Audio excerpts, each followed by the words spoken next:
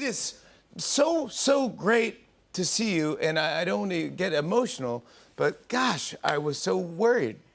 I thought we lost you for a second. For a second we did, yeah. But I got some duct tape and we got it all put back together. It's all good. But we were supposed to come on the show in January. I was kind of tied up last year. Yeah, I was pretty banged up. Well, look, he was so worried. He texted me, by the way, I remember, in the ICU, dude, you're trending. Yeah. No, I'm dying. Is what it's happening. I wanted to make you laugh. Did it make you laugh? It did make me laugh. I wasn't sure if you were serious, but I know it was so funny. Man. I was like, I didn't know what to do, but is it hard to talk about? No, I think it's pretty cathartic. I think it's quite healing. It's really kind of become. It was way more popular of a thing while I was out. I didn't know, and then so it became much more other people's story as it was mine. You know, it's just because I'm the one that got injured doesn't mean anything. It happened to my parents, happened to my poor daughter, it happened to my poor nephew who was there. Oh yeah, it affects everyone around you. Yeah. So the incident affects everybody, right? So of course it does. I think it becomes like a lot of people's stories. So I do talk about it. Terrible. I do share about it. I have shared a lot of the recovery on social media and things like that. To kind of but you were helping your nephew. What was yeah, it? yeah. And what is this machine that you were driving? It's a snow cat. They use it in ski resorts and things like that to plow runs and things like that. But do you know how to operate those things? Yeah, of course. Yeah, I've had it for years. It's just one of those error moments and terrible conditions and But it happened the way it happened. But you were driving one of those. Yeah. And then you use it to pull a car? I was pulling a lot of things that got stuck in the snow. We had like 12 feet of snow in like 3 days or something. So we were trapped in the house. We had no electricity for like 3 or 4 days. And it was like 25 of us. We were having fun, don't get me wrong, but we had a break in the weather. And so I wanted to get people outside and have fun. And to do that, I had to clear the road. And in doing so, pulling the truck out of the long driveway, got caught up. Anyway, got out of control, and the machine got out of my hands, and it was running into my nephew and going to crush him between the truck and the thing. So I jumped back on it, or tried to, and got caught up in the tracks, and then broke like 38 bones, and it was brutal, dude. It was brutal. Dude, you don't want 38 bones? Yeah. Like how much of you is titanium right now? Well, this is metal. This right here. Your leg is metal. Yeah, half my face is metal. All the right side of my back is metal. Oh my God. It's, ribs? The ribs, yeah, there was 14 breaks in the ribs, and but it's like, you see like your eye, it's like with your other eye, it's because my eyeball was out. So you just have like weird things kind of go through your head, right? It's like, well, I guess that's real, but like I'll worry about that later. And I look at my legs, they're all twisted up, and I'll worry about that later because I got to worry about breathing first, right? Did you panic? Or did you? No, you can't. You can't. die. You die then. You don't. You just like. Figured that just try to remain calm, and yeah, you're gonna get airlifted out of here. Wonderful lessons in that, right? I mean, I can go on and on about what happened the 45 minutes being on the ice, but the real learning lessons from it. There's so many great gifts that being tested to your limits, right? Your physical limits, your spiritual limits, right? Emotional limits. He's like, I won't have a bad day for the rest of my life. It's impossible, right? There's that gift. Yeah, that's true. Yeah, you're actually right. Yeah. So that's pretty awesome.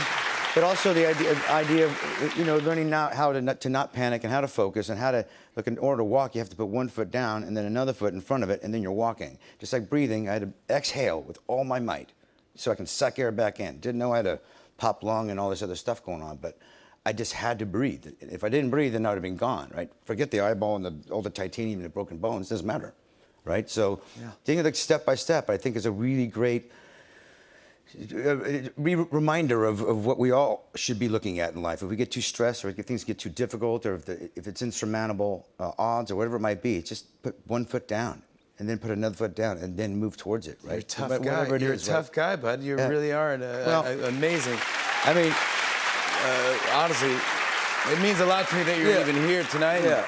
I mean, it may be an oversimplification of it all, but no. I think life can be that simple. And when it's made that simple, I think I can achieve anything at this point. My recovery was like a one-way road. All I had to do is get better. Yeah. And then that's my job. My calendar freed up, by the way, when I woke up from the hospital. Yeah. I was like, oh wait, I'm in a lot of pain, but I don't think I have to go to work for the rest of the year. Yeah. I think I got the rest of the year off. Did you get? Were you touched by all the love? Yeah. That was. I was kind of overwhelmed by it, and I remember even taking a selfie with my one eye and the whole thing. Just to let people know, like, I'm fine. I don't know what you guys are freaking out about. I didn't know I was on life support for the last 3 or 4 days. Yeah. I was unaware of that. We were so scared. I was fine. Did any of the Avengers come visit you? Yeah. I had a lot of the Avengers come and a lot of friends come through. Anthony Mackie was actually the first guy one of the first people I saw when I woke up, and just kind of had an eye patch on. I was intubated and just kind of saw him, and it was one of those sort of proceeding. It's like a living wake kind of thing. Everyone's coming to say their goodbyes, which is kind of weird, right? But at least Mackie was there. Like, he was really worried. And he was in Las Vegas, so he was able to get to Reno pretty quickly. But yeah, to receive that much love is also, I think, a very difficult thing for anybody to do. I was terrible at it, but because there was so much goodness and goodwill that came my way, I tell you, Jim, it's not goodness that I really believed in, that existed. You know, I didn't think that existed, and I certainly believe it now. I think it's ultimately what got me to survive and come back and be strong, and I'll be stronger than I've ever been as I continue in my recovery. Yeah. But the collective of goodness and people, it's out there, and it's astounding. And you don't realize when you're in that. Yeah. I'm so happy. Yeah. Like, no joke. So happy for you. No joke. We love you here. We love you. Yeah. You're back to working now, okay? Yeah. You go, Mayor of Kingstown. This is season 3. You go back on set.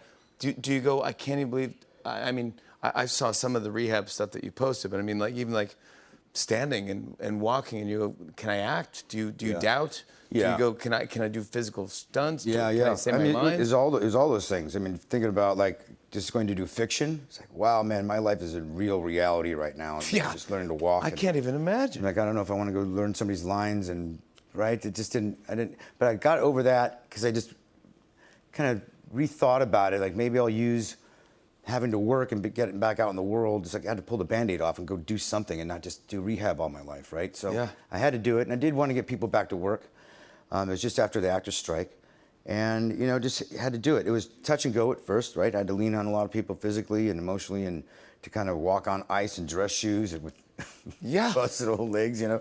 Yeah. You know, my body's a hot mess. But I came out of the show. Can you work a full day? Do you go? That's what the problem was. It's like they're 14-hour days, you know.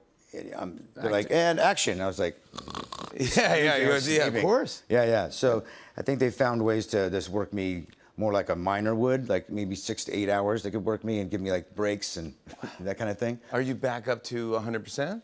I don't know what that is, but I expect to be like 150% by the end of the year. That's what I'm talking about. Yeah. I don't know what 100% is, but yeah,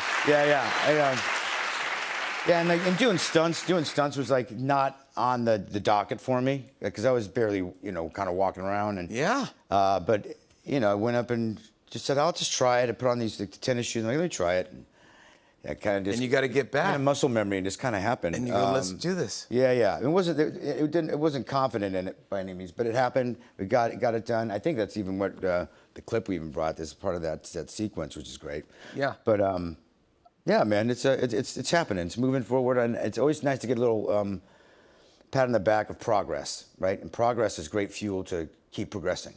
And my daughter, my family's been #1 in that fuel, and I'm sure that it'll continue because I think it's perpetual. You're the best, buddy. I'm so happy for you. I'm so happy for you. And I'm trending. You're trending, dude.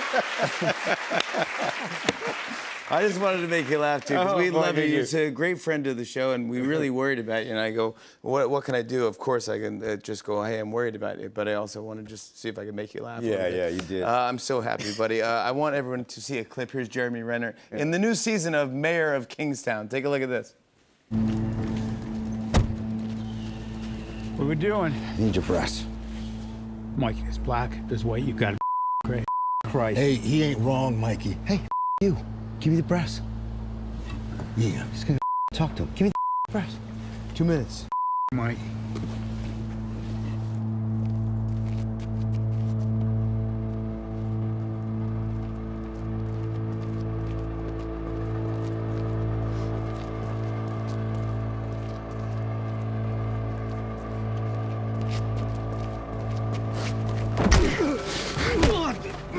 That's